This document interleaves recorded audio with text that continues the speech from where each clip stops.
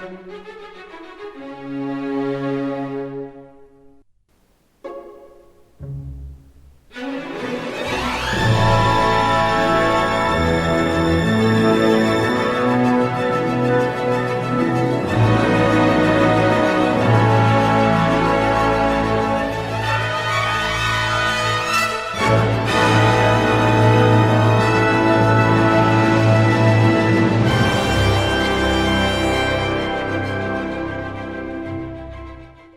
this meeting to order. We'll start with the Pledge of Allegiance.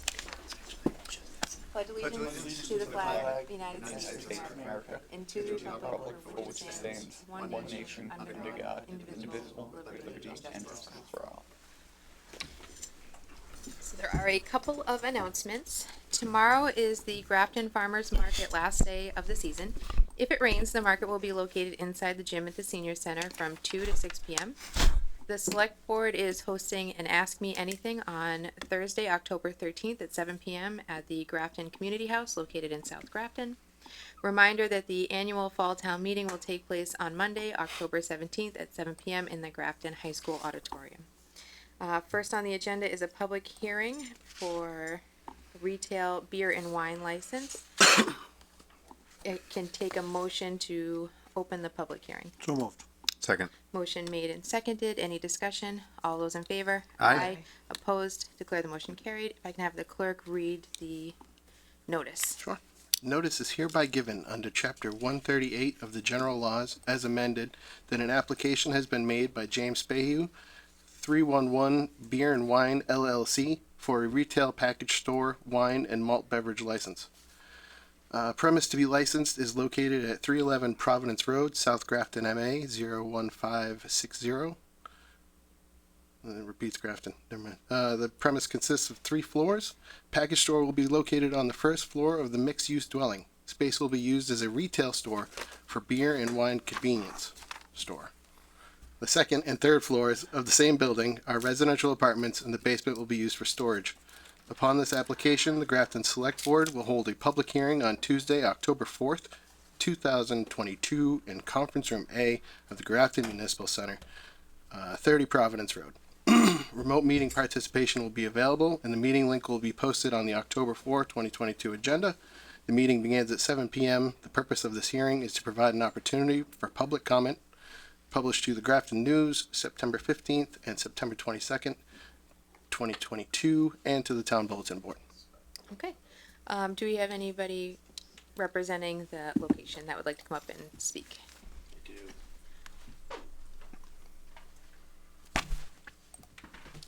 Hello. Hello. Good evening. Good evening, ladies and gentlemen of the board.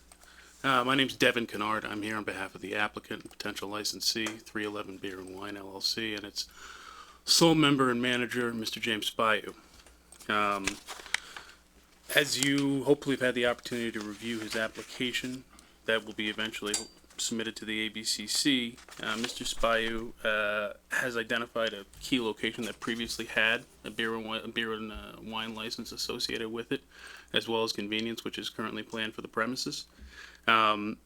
He has completed his application in all respects, and at this time he requires and requests that this committee please approve his application. All right, thank you. So I'm happy to field any questions. Perfect. Does the board have any questions? All right. Does anybody from the public have any questions? Because this is a public hearing on Zoom or in person. Okay. Just to clarify, you said he's the sole owner? He is the sole member and sole manager. All right. Seeing there are no more questions, I can take a motion to close the public. Oh yeah, sure. Come on up. You just come up to the podium, state your name, and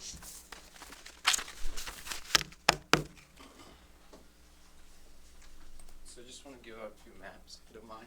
sure. Just look at them.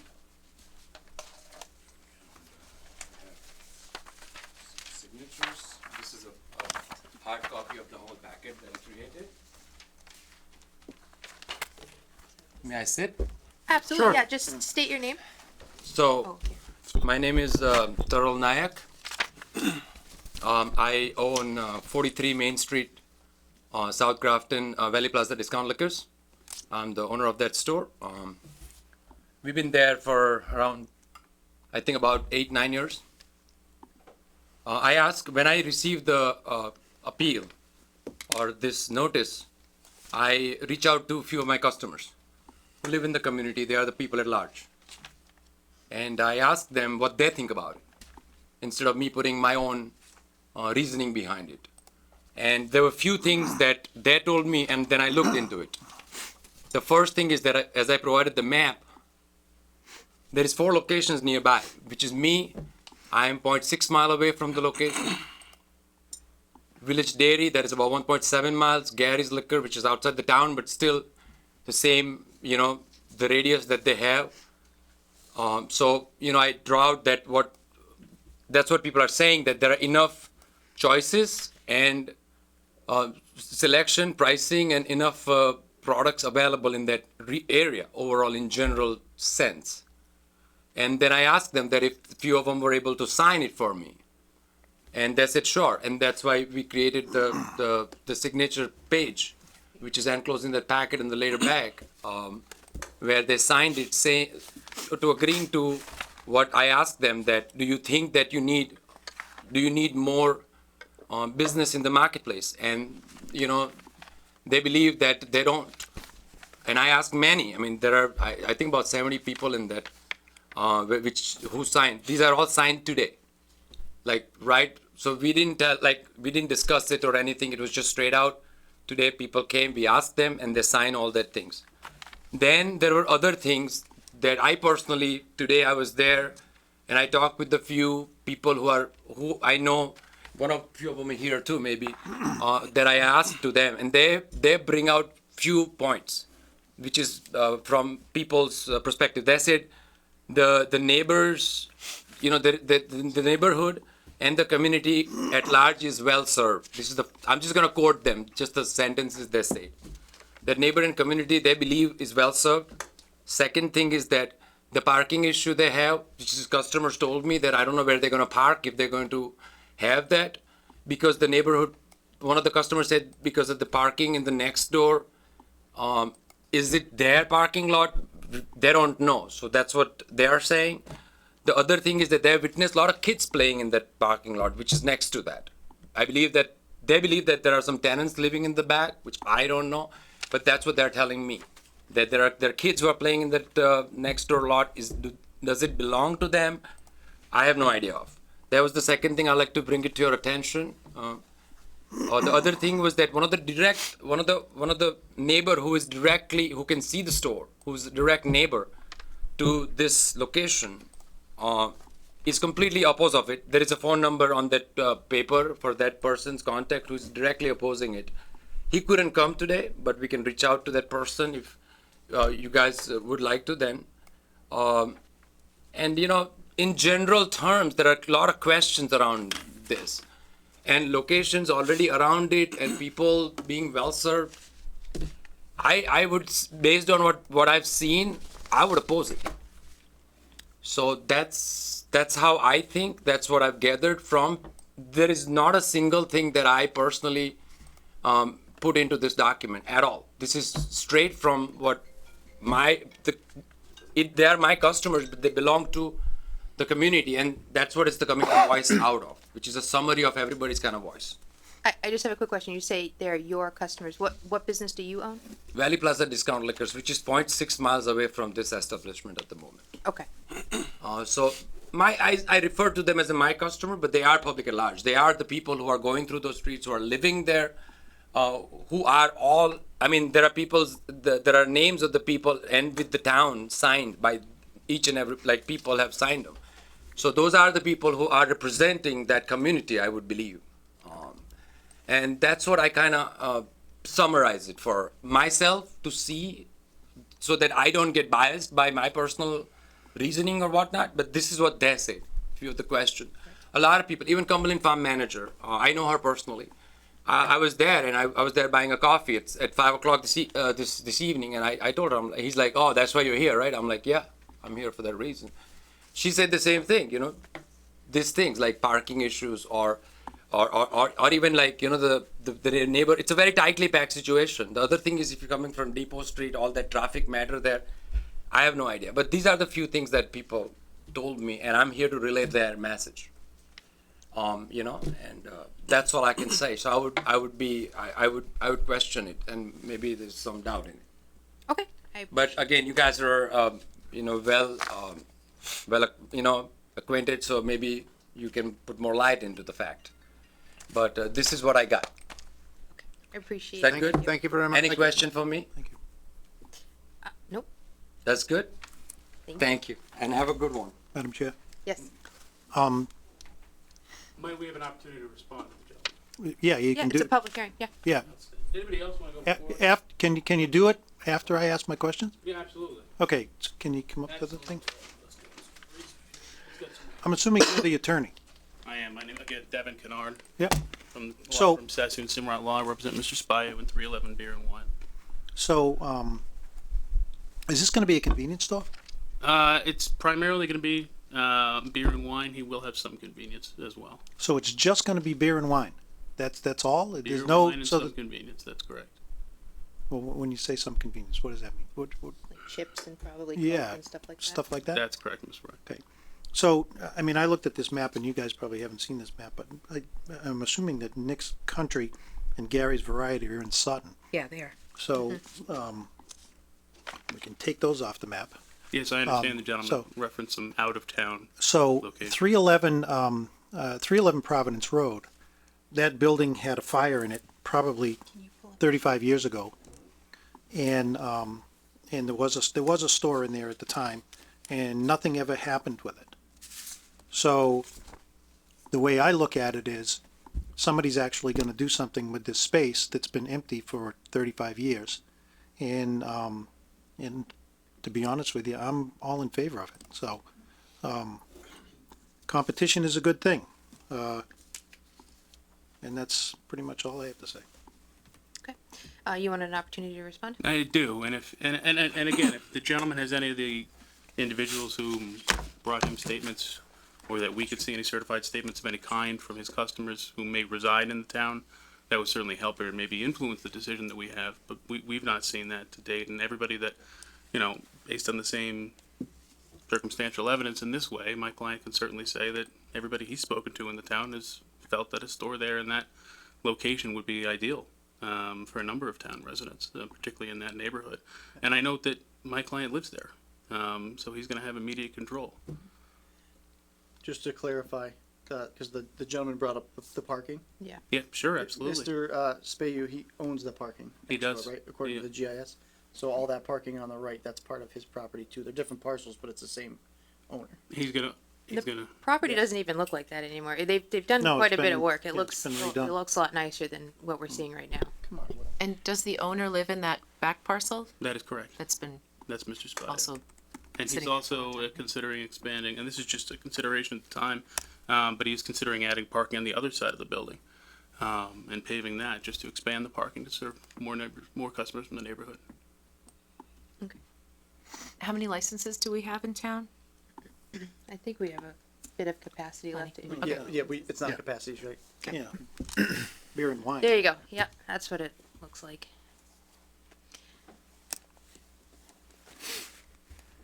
Okay. We'll get Thanks, there. Will. I want to ask Will if anybody on Zoom has any questions, but I don't want to disrupt Will at this time. I was, I was hoping for some vertigo, so that was great. Yeah. You can do it again if you want. But we can see how much work they've put into it based off the two images we've just looked at. So, okay. Is there anybody in Zoom with their hand raised? Is a public hearing? There is not. Okay. And sir, if you just want to come up to the podium and say your name. Thank you. Thank you, sir. Pass this down to Will for minutes. Hello, my name's Scott Palmieri. I'm a resident of South Grafton. I just want to ask, how many other liquor stores are there in Grafton? 3. I think 3 plus the beer and wine in North Grafton, as Yes. far as I know. So you're going to put 2 within a mile in South Grafton, but yet the rest of the whole town only has 3 more? You know? I don't want a liquor store in every corner. I live in a great town, and I don't want to see that go. I mean, my great aunt grew up right next to that. That was a pharmacy. back in the day, you know? And I would like to see, I don't know, maybe an old-timey store again. Not a liquor store, not a vape store, not a weed dispensary, you know? And, oh, the parking thing is right next to it, there's, 4 units up top, 4 units in back. I drive by it every single day. The parking lot's full. I actually did the fire sprinklers in that building. Was a building inspector here today? All right. Not today, no. Talk to the building inspector. Ask him about that place. He'll tell you stories. You know, it's not the place for a liquor store. It's not the place. No. Get a little old-timey store, maybe something, not a liquor store, not a drugstore. Let's, I don't know, try to maybe clean up our community, not infiltrate it with drugs and alcohol. It's just my thought. Thank you. Anybody else for public comment? Just to be clear, we did run this by the building inspector who had no issues. Yep. No. Right, because And that as it- and Mr. that Mead it's- said that there it's was a not fire, they've, It's not a liquor store. It's beer and wine, that's all. Right. So, okay. Well, if that's it, I can take a motion to close the public hearing. so moved. Second. I have a motion made and seconded. All those in favor? Aye. Opposed? Declare the public hearing closed. And then I can take a motion for consideration. I move the board vote to sign an approve and sign retail beer and wine license for 311 Beer and Wine LLC. Second. Motion made and seconded. Any discussion? Hearing none. All those in favor? Aye. Opposed? Declare the motion carried. Okay. Up next, we have some appointments for election workers. Think you guys are all set? Yep. We'll Thank be in touch, for all your paperwork. Okay. Sorry. Yep, that was probably the right thing to do. So on the agenda, it says there are 4 appointments, but it's actually 3 appointments and 1 resignation. Resignation. Yep. I move the board vote to appoint Cynthia Ann Hawks, Claude Stephen Hawks, and Stephen Michael Lussier as election workers for the town of Grafton. Second. Motion made and seconded. Any discussion? Hearing none. All those in favor? Aye. Opposed? Declare the motion carried. I move the board vote to accept the resignation of Elizabeth Haynes as an election worker for the town of Grafton. Second. Motion made and seconded. Any discussion? It's just thank you, Elizabeth, for your service. All those in favor? Aye. Opposed? Declare the motion carried. We have a few town administrator appointments. It looks like we have an assistant gas and plumber inspector, Scott LaFlash. Yep, that's just a per diem person that we have to fill in gaps if we need to. I move the board vote to affirm the appointment of Scott LaFlash and as an assistant gas and plumbing inspector. Second. Motion made and seconded. Any discussion? Hearing none. All Sorry, those, Just a question. So he's assistant gas and plumbing inspector, but he's per diem? Yeah, so all our plumbing and gas inspectors are, Assistant. they all work off of permit fees. So no fee, no permit, no pay. That's basically what that means. Okay. So when I say per diem, I mean, we call them if the other gas or plumbing inspector is on vacation and we need to get, people's inspections done, this is who we would use. Okay, thanks. I believe I have a motion in a second, and that was discussion, correct? Mm-hmm. Okay. All those in favor? Aye. Opposed? Declare the motion carried. We have someone for weights and measures. I move the board vote to affirm the appointment of Ronald Valinsky as the sealer of weights and measures. Second. Motion made and seconded. Any discussion? Hearing none. All those in favor? Aye. Opposed? Declare the motion carried. And we have an auxiliary firefighter. I move the board vote to affirm the appointment of Kenneth Carter as an auxiliary firefighter. Second. Motion made and seconded. Any discussion? Hearing none. All those in favor? Aye. Opposed? Declare the motion carried. Okay, first up on new business is a land acknowledgement. We have somebody from Grafton Rise here with a proposal.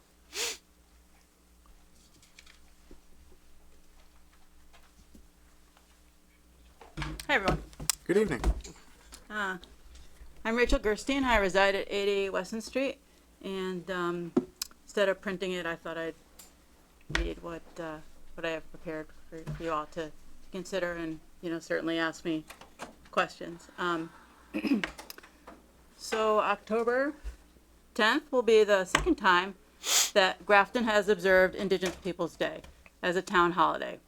I'll remind you it's a state holiday. The decision to honor this holiday and our local legacy was the outcome of a vote at town meeting in June 2021.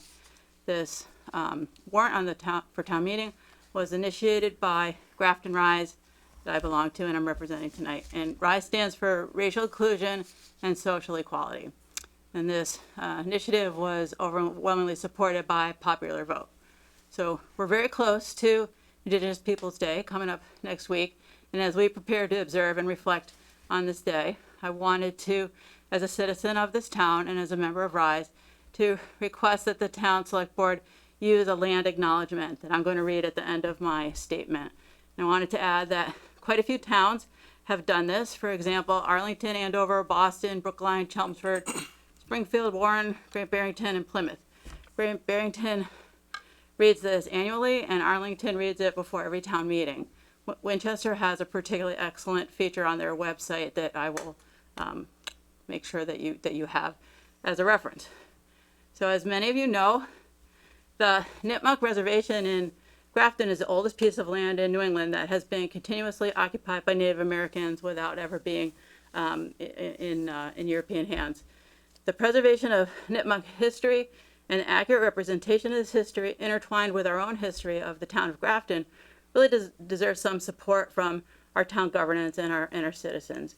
And so this land acknowledgement, which I'll read in a minute, is almost identical to the one that's used by UMass Chan Medical School. And I just bring that up because the language is very intentional and has been, combed over and tightened up and has been in the public domain for over a year. So I feel that it's, pretty solid. Okay, so, and the ask is that it would be nice to see the select board adopt the practice that other towns have to read this acknowledgement at appropriate gatherings and consider adding it to the town website. So the statement is, the town of Grafton acknowledges that it is located on lands that were once part of the original homeland of the Nipmuc people. We denounce the violence that stripped these original stewards of the land that were their ancestral home and denied their descendants the opportunity for the most authentic connection to it. In making this acknowledgement, we state our intention to listen to and follow the lead of our Indigenous citizens and neighbors and to work together to create new legacies. So that's the statement. We appreciate your consideration. Okay, thank you. Thanks. Does the board have any questions? Madam Chair. Yes. First thing is that, we've kind of gone through this before, and I think that the board needs to be part of any statement that we're gonna make, and that we just can't take a statement from a group and then adopt it. On the other hand, the correspondence that we've received in the last couple hours shows that there's a little bit of controversy that's not involved with Grafton Rise, but some other things. And I move that the board take no action on this. So you're making a motion? I did. Okay, do I have a second? Second. All right, motion made second, so we're having discussion now. Okay. I haven't had a chance to fully read I know we just got the email, just before we got here, so, and whether or not it pertains to this, but it would be handy to at least read through this. Maybe some of you guys did. I didn't fully get through it. So from what I gather, based off some of the correspondence the board just received, today and tonight specifically, was that there is something happening within the Nipmuc Nation as to who has the authority to give a yay or nay on this is the best way I could boil that down. And that has nothing to do with what it is. It has nothing to do with who's presenting it. It's completely internal on their end. Mm-hmm. But as a stakeholder, it would be nice if everybody could be on the same page, which as of right this moment, it's not to say that they aren't in support of that. They haven't said either way whether they are in support of it or not. So that's what the correspondence is when people are referencing that. Not sure that's a completely accurate representation, just because it's if people didn't know any of the details, they would interpret what you're saying. You can correct me if I'm summarizing wrong. They would say like there's two equally, equal bodies who have contention, and there's one Nipmuc tribe that's recognized by the state, and I got documentation, to that effect. There's another group that's a group. It's a nonprofit. They're Nipmuc people. They have every right to do whatever they want, take whatever stance they want, and I would love it if they would support this too. And I wrote to them, and hopefully, that's. I don't mean any disrespect to them, in any way, but they don't have like the authority of like an organized group. So it's not really an equivalency. Would you like to see the correspondence we received? I have a copy right here. Sure. Matt, I believe you were going to speak. Yeah, so, look, in principle, I support the idea of land acknowledgements. I observed a lot of commentary in town when the students at the high school decided to change the mascot, right? And a lot of the commentary was along the lines of, we have this good relationship with the Hassanamessa tribe and the Nipmuc Nation. We honor them, we have this tradition of this good relationship, and the town appreciates the Nipmuc Nation in our town and the history that we have with them. So, a lot of the commentary that I heard was that we want a good working relationship, that a lot of the townspeople believe that we had that, and that we want to continue that. I think this is one way to actually honor the relationship that we have and honor the Nipmuc people that did live here and owned the lands before they were settled by the original settlers of Grafton. I think it's a good step. Indigenous Peoples Day, I think, is a good step. This is a little bit of, I'm not totally comfortable with the language. We'll follow the lead of Indigenous citizens, but the idea that we'll listen to them, we'll work together, we'll have mutual respect, all of that I think are great things. So most of what's in here I'm on board with. I would like to get some clarification from some of the Nipmuc community members that we received input from as far as this goes. But in principle, I'm in full support of this, and I think it's a way for us to continue broadening the sense of acceptance and inclusion in the town, and I think it's important. But I would like that clarification. So this is for me something that we should table for the moment. Try to clarify some of these other issues and move forward with soon, but not necessarily tonight. So that's my thinking on it. I think for me, you've hit every nail on the head. I agree with everything you've said. I do like the idea. I would maybe, even do what Ray said, where we come up with some language that we can all agree on, very similar to what was presented tonight. And I did like what you said, where it's read before a town meeting. That's a really nice time to do that. So I think this is a good idea that just needs a little more work. That's all.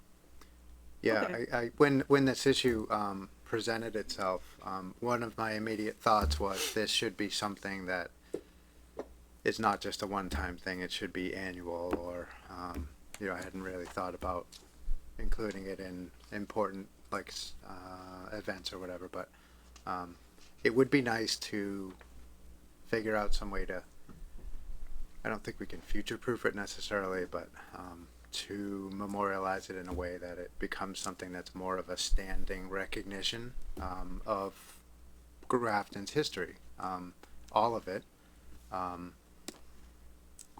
So that would be nice, and I don't know if we were to take action on tonight, that we would be able to necessarily do that, so I think some additional thought and consideration might be in order. Well, we do have a motion on the table to take no action, so we're in discussion for that part Yep. right now. Yep. Does anybody else have any discussion on that motion? Two things. As far as the issue itself, I don't think I could wrap it up any better than Matt did right there. I think it was like perfectly stated. I'm in the same camp where I don't have an issue with land acknowledgements. It's something that we do before our two big annual meetings at work, which is why I also like the idea of doing it at town meeting to kick off town meeting. I think that'd be great.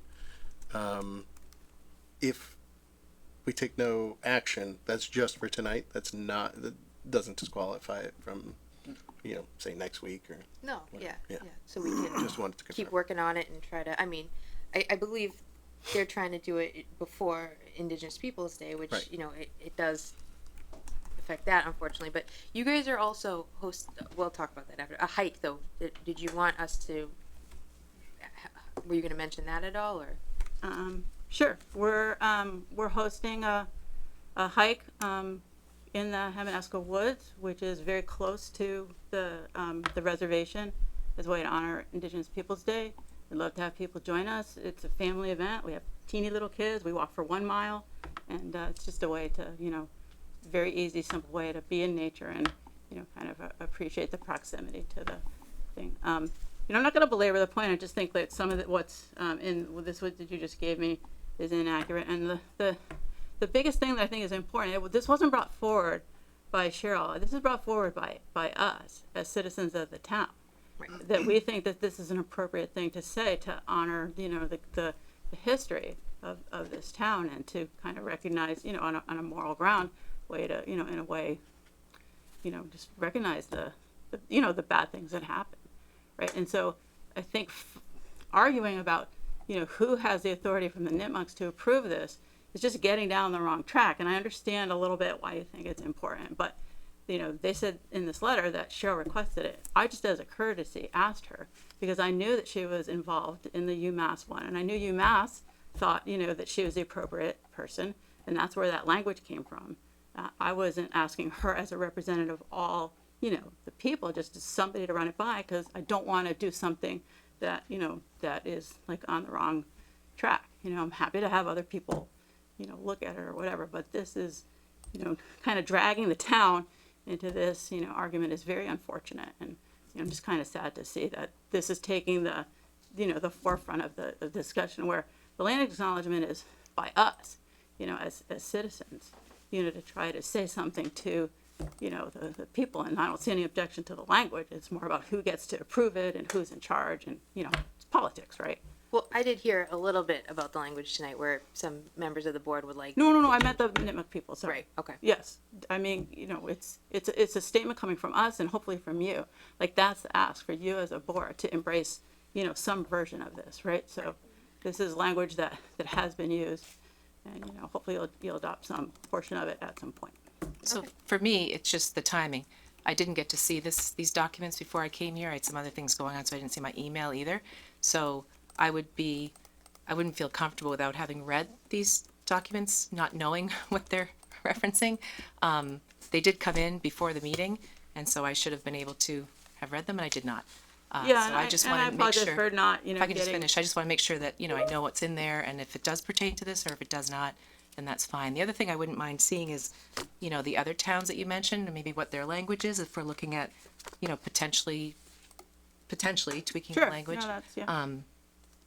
Or even a list of the towns and a quick link or something, that would be great to our. Towns and a lot of schools and other, kind of public facing institutions. Just the towns for me would be enough, but yeah. Yeah, sure. Thanks. Okay, thanks very much for your. Thank you so much for coming in. So we do have a motion on the table, and a second. So is the discussion all set, guys? All right, all those in favor? Aye. Opposed? Okay, declare the motion carried. Now, how does the board want to proceed? Because there were several members that talked about wanting to potentially do a land acknowledgement in the future, but that it be from us and that we draft it with our language. Is this something that we want to now pick up because it has been presented to us and there was some support shown, but just that we do the work now. Is that of interest to the board? Well, I mean, I don't want the board to, put out any statement that is not agreeable to all the members, just like the last one. The last one we changed and, you know, Andy and I changed and everybody was happy. Right. Again, I don't want statements, I don't want statements from groups that tell us that, you know, you need to do this. We need, if you wanna come to us and say, hey, what do you think of this?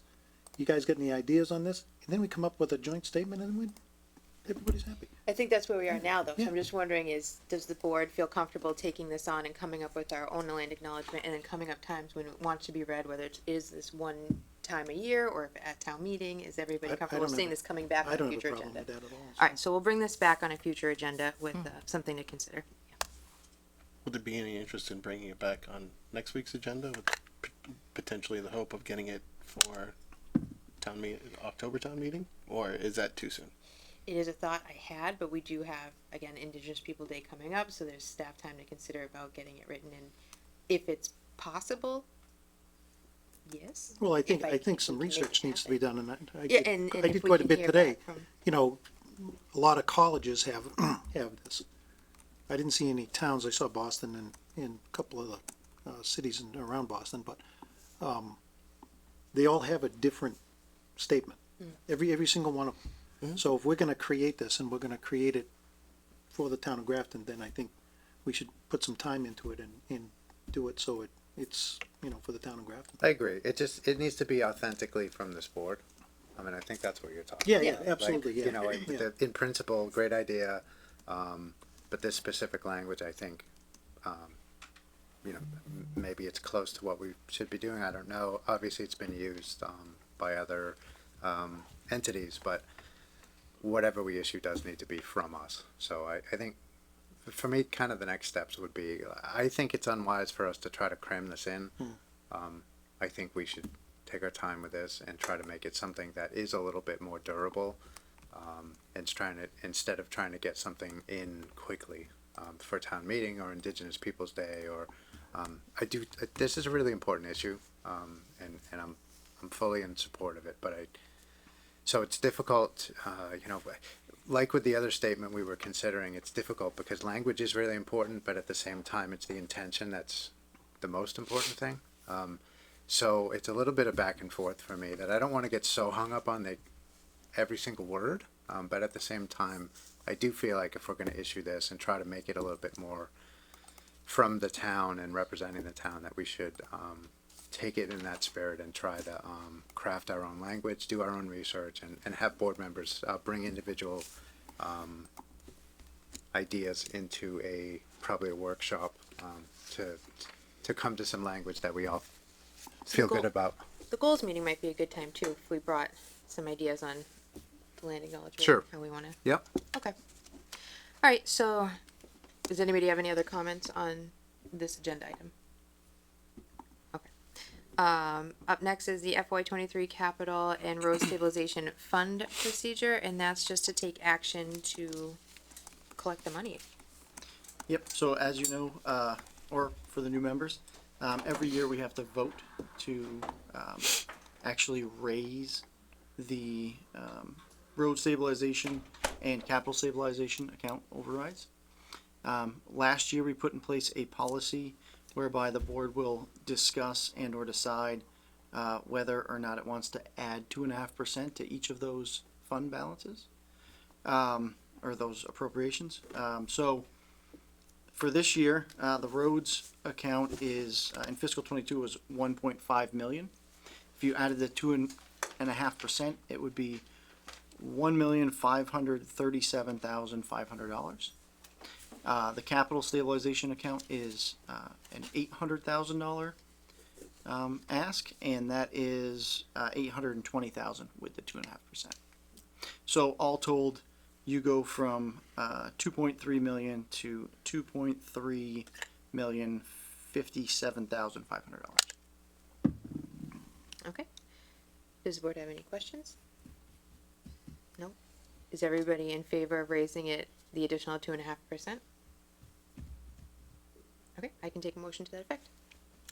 I move the board vote to instruct the Board of Assessors to raise $1,537,500 for the road stabilization account and $820,000 for the capital stabilization account for a total of $2,357,500. Second. Motion made and seconded. Any discussion? Yeah, I just want to mention quickly, this is a little bit of departure from what we've done in the past. I think this is a wise move. The reason that we do this is to basically keep up with the increasing costs of providing capital items. So, you know, the roads, we're continuing to pave more roads. We're continuing to put in, you know, one of the things this board has identified as a initiative is sidewalks, so those require maintenance as well, and some funding. We do have situations like George Hill Road, which are going to very likely require a bond. So in order to put ourselves in a situation where we don't have to do debt exclusions and do future overrides and whatnot, I think this is a good way to just essentially keep up with inflation with our capital work, which is important. Nicely said. All right, so we have a motion made and seconded. All those in favor? Aye. Opposed? Declare the motion carried. Up next, we have FY23 rock salt contracts, and we have a few people here to. This is DPW Director Paul Cornoyer, and that is Highway Surveyor Kevin Gallagher. Excellent. Welcome, gentlemen. Gentlemen. Kevin, you want to throw that coffee cup over here? Want me to take it? Want me to take it for you? I like the vest with the excavator.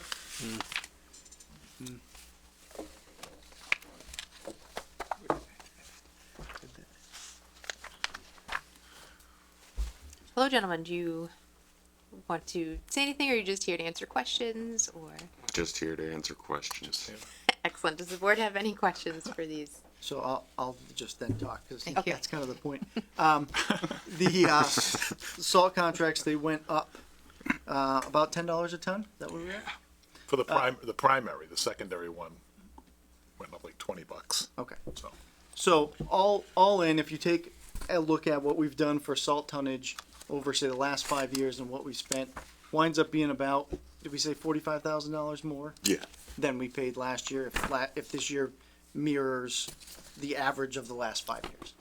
So obviously that shifts. If we get all snow and no ice, then we might do better. If we get nothing but ice, it'll be worse. So this is a competitive bidding process, and these were the low bidders. So it kind of is what it is, unfortunately. They're blaming it all on port fees Okay. for the ships. So You're not like spending extra on like pink Himalayan salt. This is just. they were out of stock. Okay, good. Yeah. All right. Pink Himalayan? Looks Time looks to good. Ray, for you're missing out. Talking about the lamp, right? No, you can buy it to put on your. I'll show you later. All right. Anyway. So that little addendum email that we got is relative to the salt, right? No, that's relative to the plowing. Okay, sorry. Rates. Yep.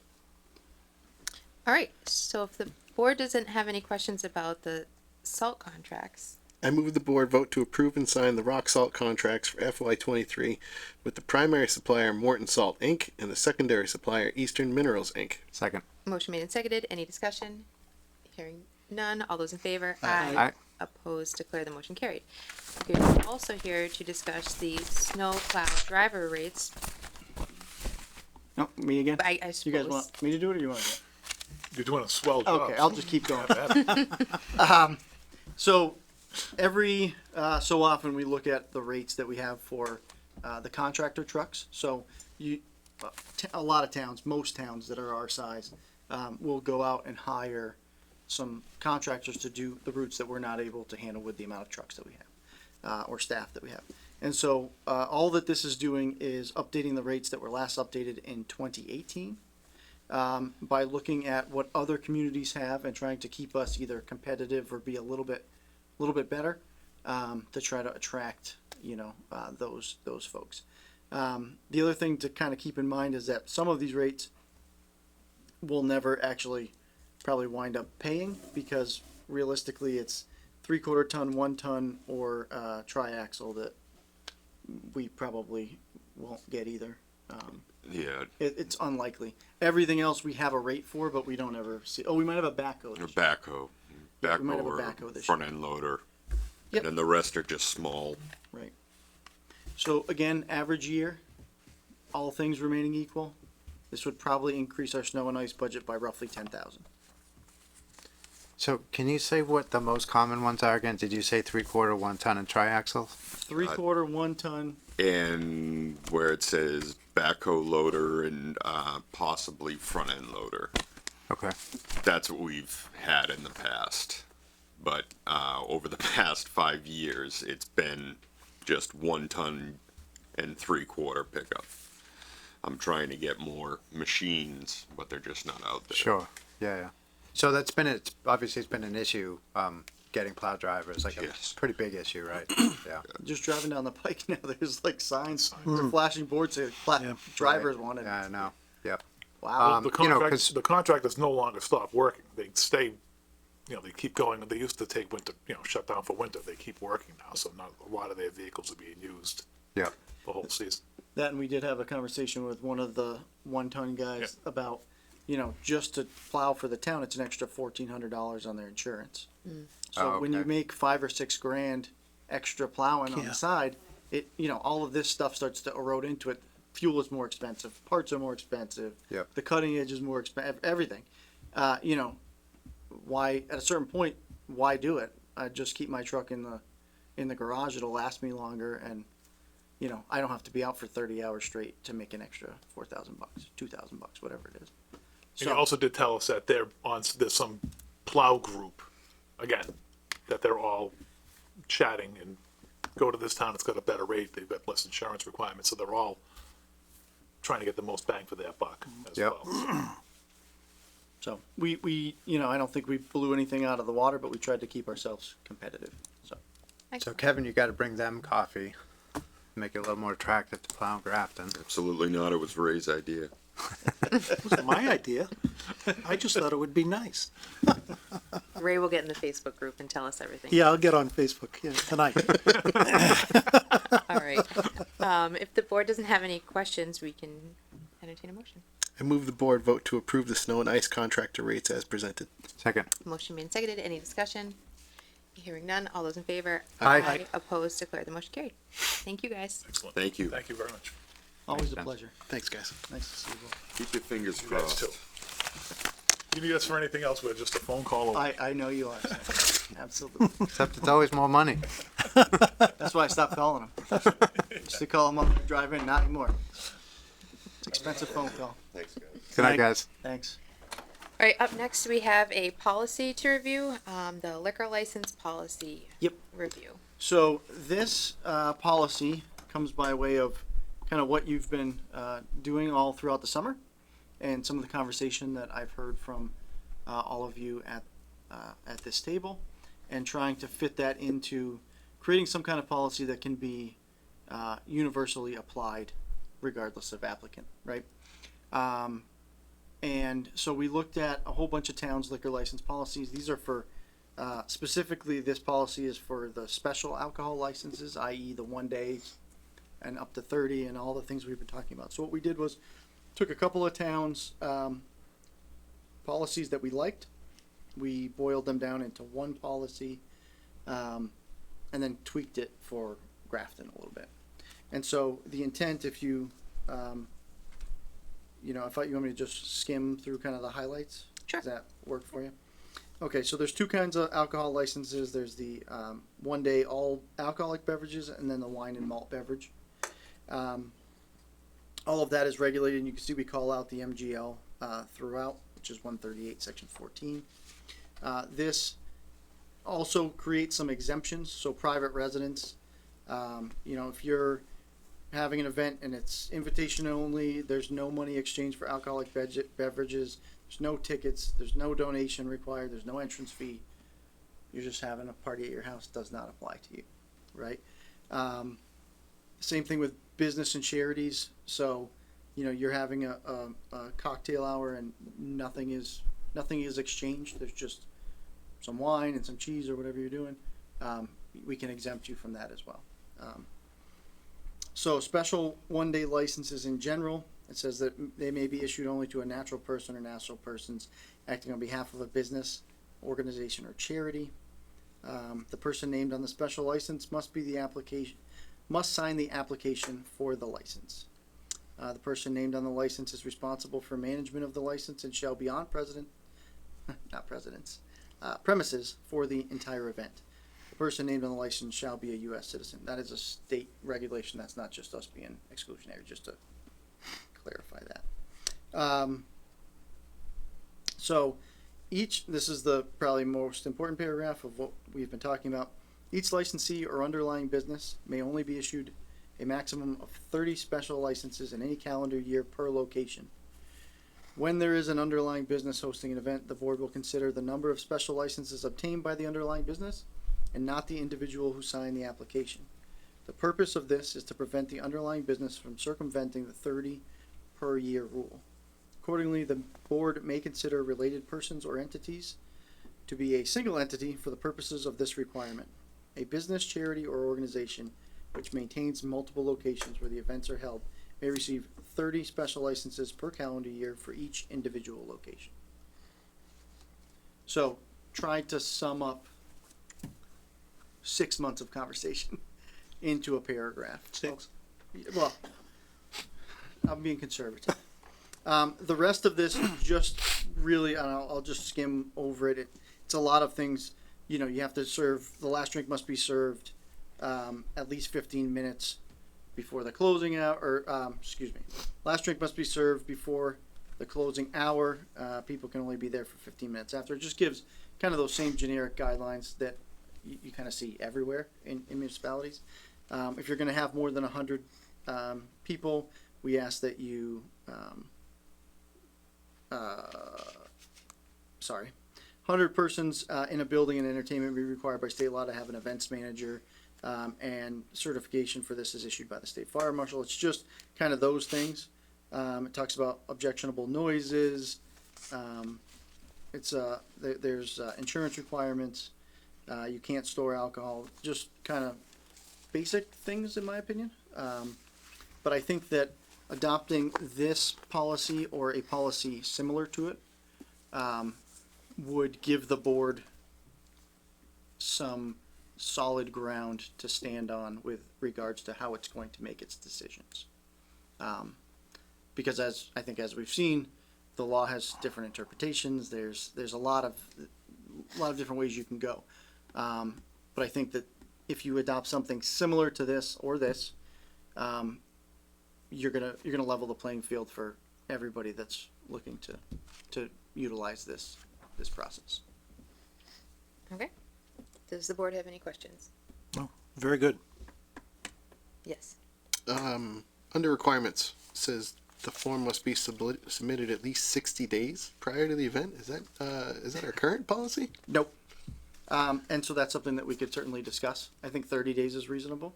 And I would never say this on television, but we generally try to work with people. I think we've seen that. So, I think if we went to 30, we could help people navigate the process. And thank you for bringing that up, because that was actually a point that I wanted to make, that was something we had seen in other towns, but I think is somewhat unreasonable. I think there's no reason we can't have all the conversations we need to have within 30 days. Yep. No, and I like the 30-day better too, because the expectation of something coming in on a Thursday and we want to see it on the agenda for Tuesday, that just wasn't working either. Right. And especially since we've had conversations about needing other eyes to look at these things to make sure that we're congruent with our zoning and PD and fire and whoever else. I think 30 days is reasonable for that as well. Sounds good. I have a couple questions about who's going to be responsible for enforcement, like the events manager or the signature being on the premise the whole time, or objectionable noises from amplification systems. I mean, how does that overlap with an entertainment license? Right. Things like that. So we don't have an entertainment license policy, right? And so I think that's something we also need to draft that would tie into this. I thought this was honestly we do more of this than we do large scale entertainment licenses. Yep. But I think that that is another, domino that needs to fall, that the board gets in place, a policy for how you're approaching entertainment licenses as well, and of course it would have to dovetail into what you're doing here. Okay. Just because the way that line is written now, it would, if we issued somebody one of these and then an entertainment license, they would go against each other, right? How so? Because objectionable noise amplifications is not permitted.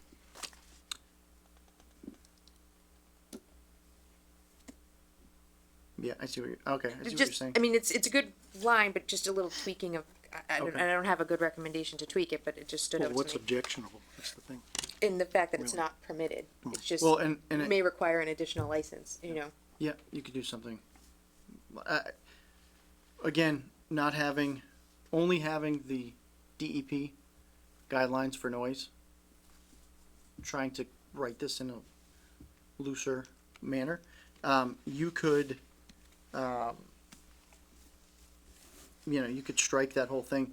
Basically, it's written in a way so that the police officer that responds to the complaint has the right to say, You gotta shut it off. Yeah. Okay. and they're using their judgment on what is objectionable as it's written.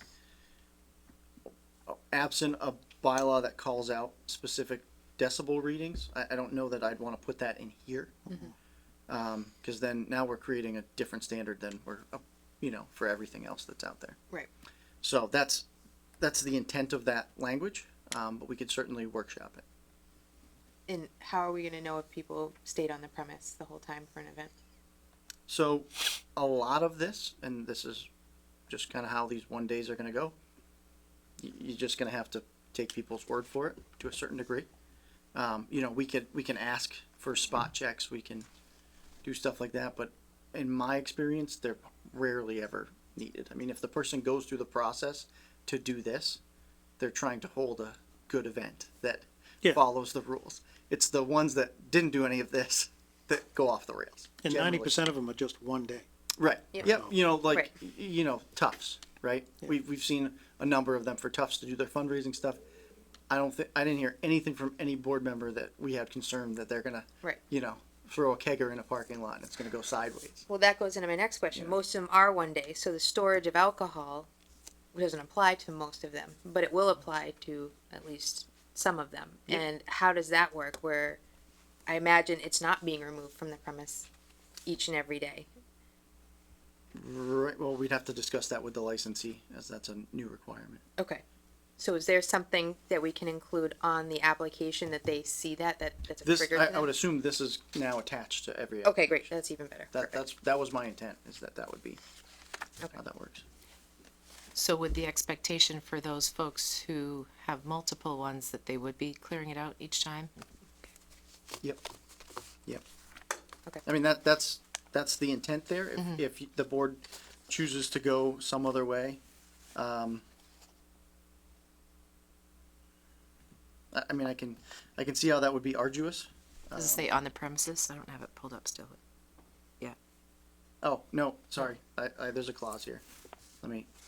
Licenses must request a special license for more than 1 day if they are unable to bring and remove liquor. Yep, Here. Wine. whatever that is, and beer. Just put it together. We'll simplify it. From the premises on the day of the event. So I think there's your carve out. Okay. Perfect.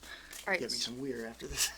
Evan, can you just quickly just talk through the your choice of it's capitalized underlying business? Is that how are we to understand that? So, where do I have that? I thought that I have a. Under 3. What's Yeah. that? Under 3. Yeah, no, I know. I thought I had called that out better. Each licensee or underlying business may only be issued master 30.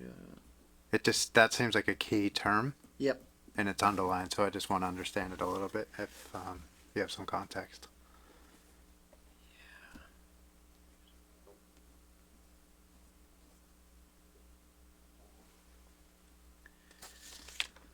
And if not, we can talk about it next time. Yeah, I think I just need to, so my thoughts are, and what the intent of that is, when we're talking about, the underlying business being a business that's tied to a location, and so it's only tied to that one location. If you're a business and you have multiple locations, then the underlying business is still the same, but you can issue for multiple locations. Okay. That's what I'm driving at there. I probably did not include a robust enough definition for that, which I can certainly tweak. All right.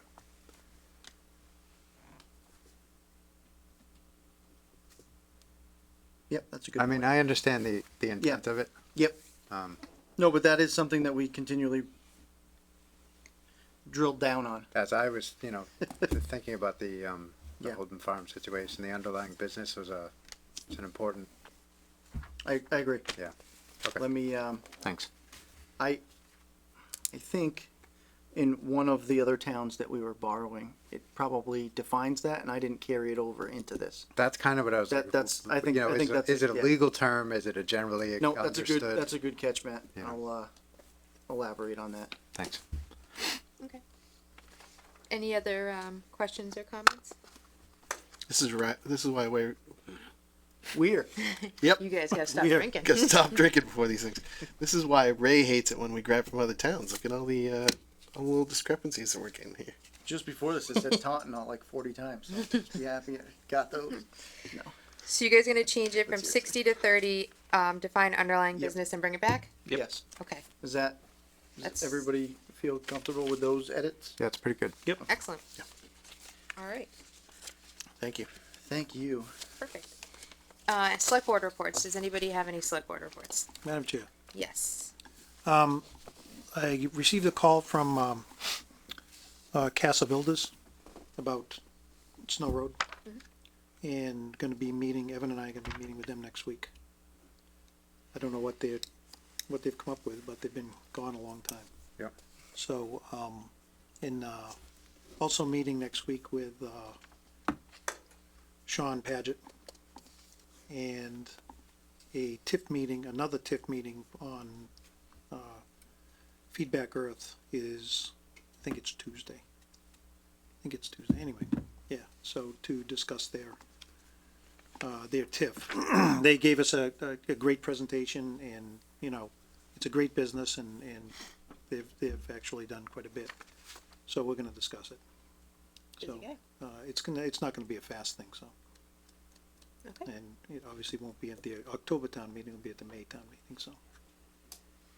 Sounds good. Any other select board reports? Yeah, Open Space and Recreation met last week. We're still working on a charge for the Trails Committee, so that will still be forthcoming to the board. And we are continuing to discuss looking at land acquisition / land use.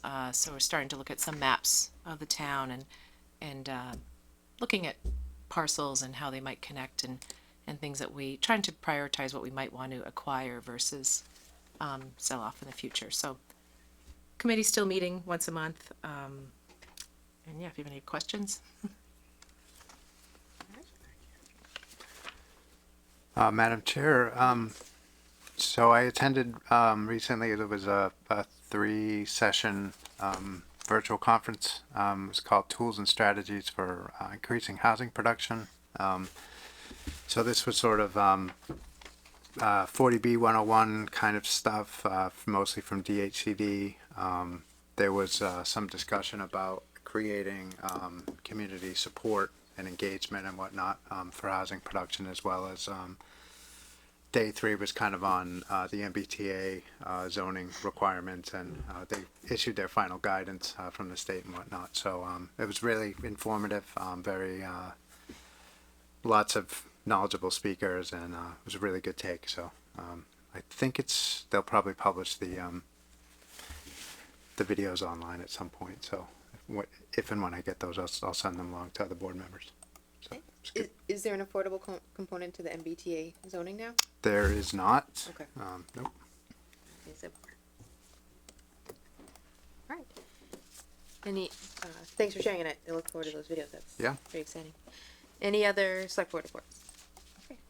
We are on to town administrator reports. All right.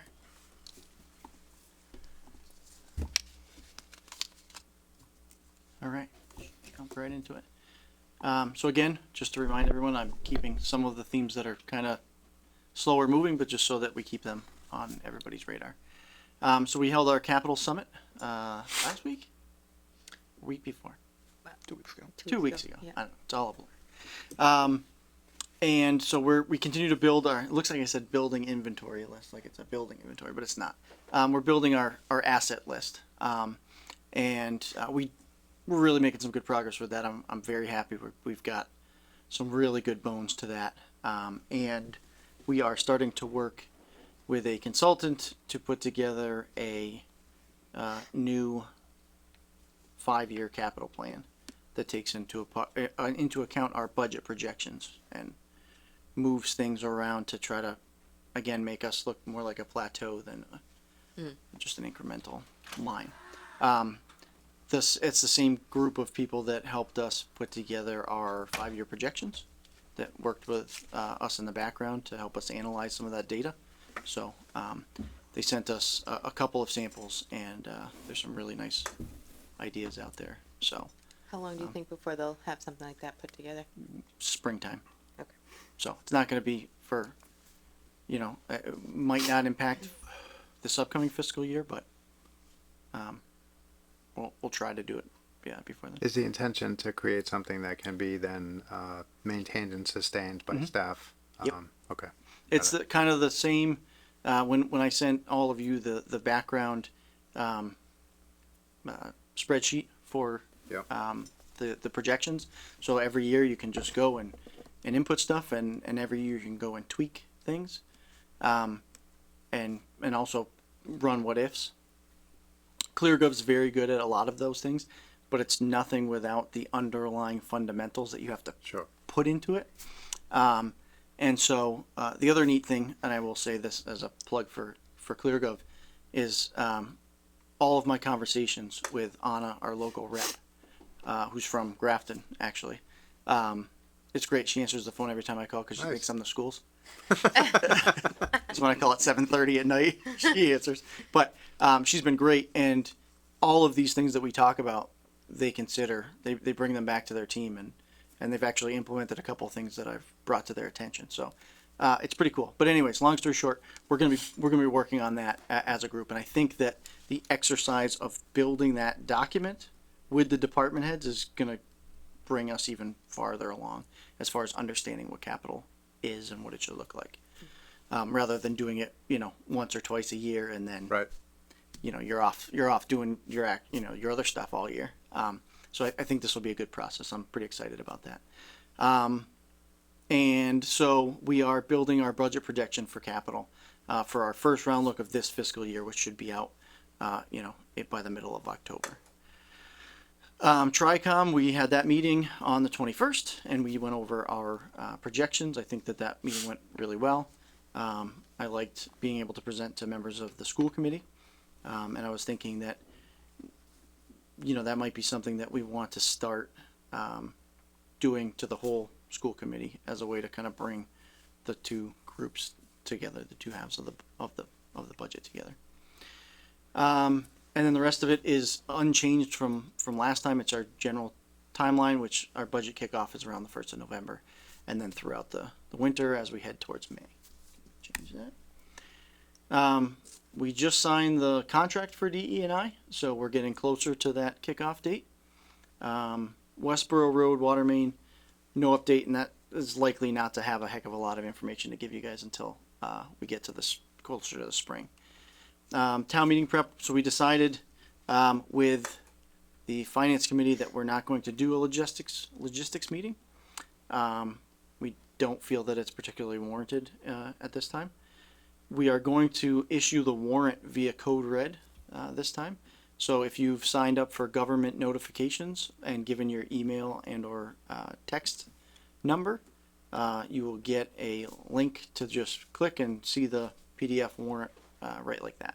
Very cool. At the same time, we're gonna decrease the number of hard copies we spread around the community, because we do seem to, we'll put 100 out at a location and we come back and there's, 87 left.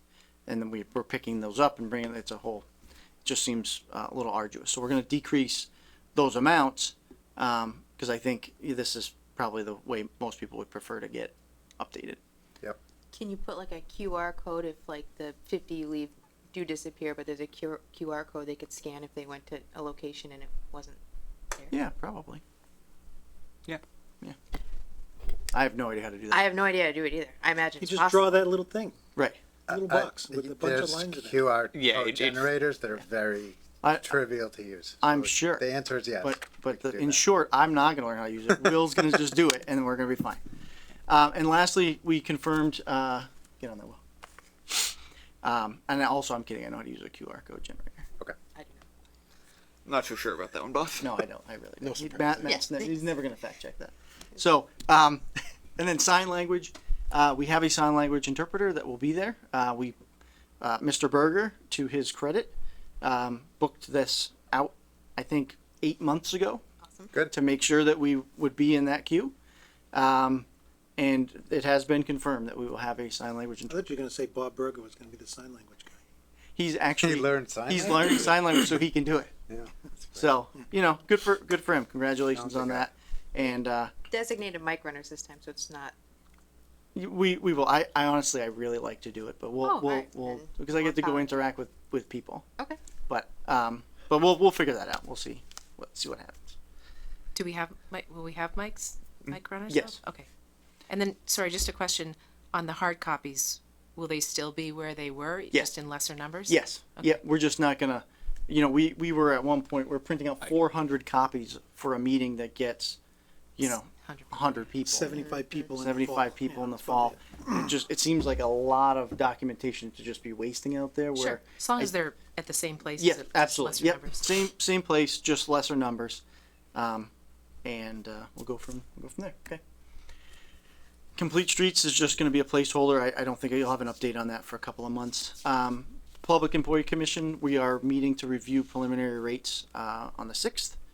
And so we're going to start picking up some speed there because we're going to need to make a decision on the GIC. I believe the cutout for that is December 1st.